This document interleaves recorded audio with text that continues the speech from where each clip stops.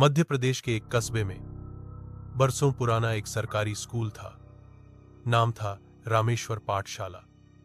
दिन में वहां बच्चे पढ़ते थे, लेकिन शाम ढलते ही स्कूल वीरान हो जाता। गांव के लोग कहते थे कि स्कूल की इमारत में रात को किसी लड़की की चीखें सुनाई देती हैं। बुजुर्ग बताते थे कि सालों पहले यहां एक छात्रा की रहस्यमयी मौत हो गई थी।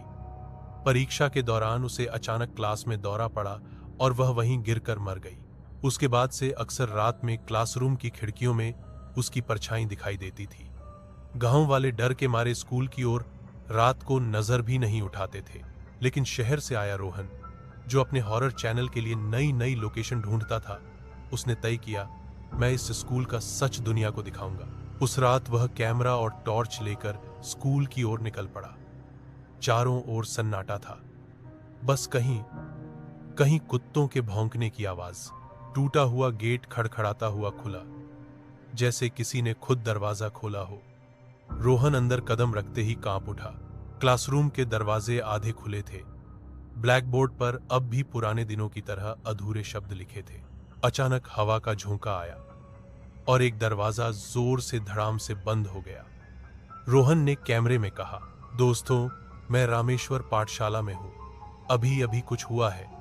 लगता है आज मुझे इस स्कूल की सच्चाई मिल ही जाएगी। पर तभी पीछे से एक लड़की की धीमी आवाज आई, सर, मैं परीक्षा देना चाहती हूं। रोहन का खून जम गया। रोहन के कानों में वह आवाज गूंज रही थी, सर, मैं परीक्षा देना चाहती हूं। उसकी रगों में जैसे खून जम गया। उसने तुरंत कैमरा घुमाया, लेकिन पीछे कोई नहीं था। बस खाली क्लासरूम, टूटी कुर्सियां और धूल भरी मेजें। वह धीरे धीरे कदम बढ़ाता हुआ गलियारे में पहुंचा। चारों ओर अंधेरा था और उसकी टॉर्च की रोशनी दीवारों पर पड़ी। वहां बच्चों के नाम खुरचे हुए थे, जैसे किसी ने नाखूनों से लिखे हों। अचानक उसके कैमरे में झिलमिलाहट आई। स्क्रीन पर कुछ सेकंड के लिए एक लड़की का चेहरा दिखाई दिया। बाल बिखरे हुए, आंखें खाली, होंठों से खून टपकता हुआ। लेकिन अगले ही पल सब सामान्य हो गया। रोहन ने कांपती आवाज में कैमरे से कहा, दोस्तों, आपने देखा, यहां कुछ अजीब रिकॉर्ड हुआ है। वह आगे बढ़ा और लाइब्रेरी के पास पहुंचा।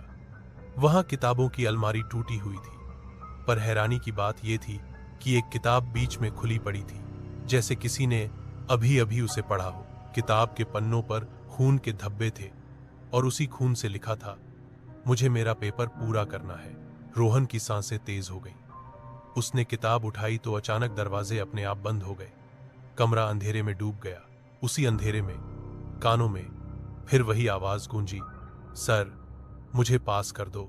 रोहन ने टॉर्च ऑन की और सामने देखा, ब्लैक बोर्ड पर खून से किसी ने लिखा था, रोल नंबर 37 अनुपस्थित। रोहन का दिल अब जोर जोर से धड़कने लगा। ब्लैक बोर्ड पर खून से लिखा, रोल नंबर 37 अनुपस्थित धीरे धीरे धुंधला होने लगा, मानो कोई अदृश्य हाथ उसे मिटा रहा हो। वह दरवाजा खोलने की कोशिश करता रहा, पर वह जाम हो चुका था। तभी अचानक पीछे से कुर्सियों के खिसकने की आवाज आई। उसने टॉर्च घुमाई तो देखा, सारी कुर्सियां अपने आप लाइन में सज गई थीं, जैसे अभी अभी परीक्षा शुरू होने वाली हो। अचानक खिड़की से तेज हवा चली और सब पन्ने जमीन पर बिखर गए। उन पन्नों पर एक ही नाम लिखा था, रोल नंबर 37 सीमा। रोहन के पैरों तले जमीन खिसक गई। उसने बुदबुदाते हुए कैमरे से कहा, दोस्तों, शायद यही वो लड़की है जिसका नाम सीमा था।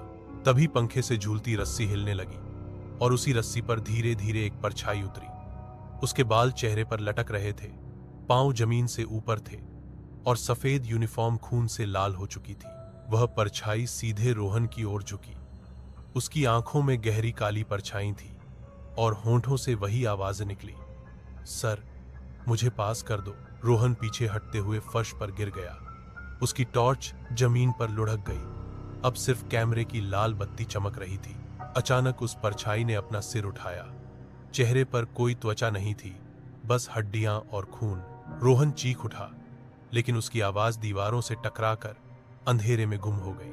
रोहन जमीन से जैसे तैसे उठा और दरवाजे की ओर भागा। उसने हैंडल घुमाया, जोर से धक्का दिया, लेकिन दरवाजा हिल तक नहीं रहा था। डर और तेज हो गया। पीछे से लड़की की परछाई फिर से हौंसते हुए बोली, कहाँ जाओगे सर? परीक्षा तो अधूरी है। रोहन पसीने से तरबतर हो गया। उसने खिड़की खोलने की कोशिश की, मगर शीशा अपने आप लोहे की तरह सख्त हो चुका था। वह लाइब्रेरी से भागकर गलियारे में आया। वहां सारे दरवाजे एक एक करके अपने आप बंद हो गए। सिर्फ एक ही दरवाजा खुला था, प्रिंसिपल का ऑफिस। अनजाने डर के बावजूद रोहन अंदर चला गया। वहां अंधेरे में पुरानी फाइलें और टूटी टेबल रखी थीं। टॉर्च की रोशनी दीवार पर पड़ी तो उसने देखा एक बड़ा बोर्ड टंगा था जिस पर सभी बच्चों के नाम लिखे थे। लेकिन अजीब बात यह थी कि बाकी सारे नाम धुंधले थे।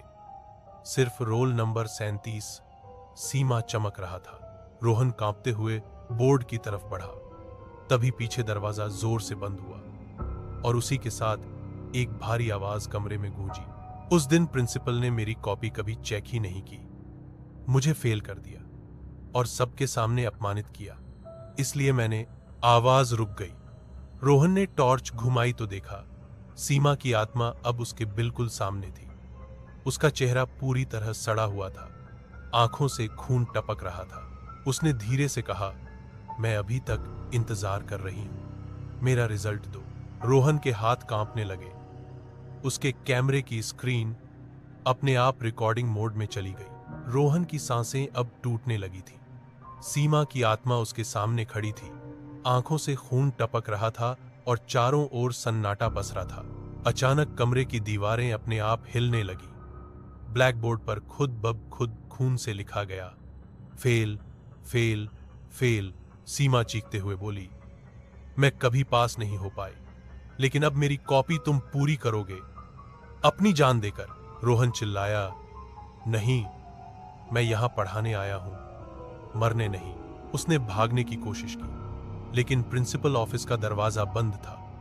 तभी अचानक सारी फाइलें अपने आप जलने लगी और धुएं से पूरा कमरा भर गया। रोहन खांसते हुए जमीन पर गिर पड़ा। कैमरा अभी भी रिकॉर्ड कर रहा था। धुएं के बीच सीमा की परछाई और पास आ गई। उसके नाखून लंबे और धारदार हो गए थे। वह झुककर बोली, अब तुम्हारा नाम भी यहां जुड़ जाएगा, रोल नंबर 38। रोहन ने आखिरी बार चिल्लाने की कोशिश की, पर आवाज बाहर तक नहीं पहुंची। उसकी चीख धुएं में समा गई। अगली सुबह गांव वालों को वह स्कूल खुला मिला। अंदर रोहन का कैमरा पड़ा था, लेकिन उसमें कोई भी फुटेज नहीं था। बस एक ही चीज दिखाई दी, ब्लैकबोर्ड पर ताजा लिखा हुआ, रोल नंबर 38 अनुपस्थित। अगर आप भी सच्चाई जानना चाहते हैं तो चैनल को अभी सब्सक्राइब कीजिए, क्योंकि अगली कहानी और भी खतरनाक होगी।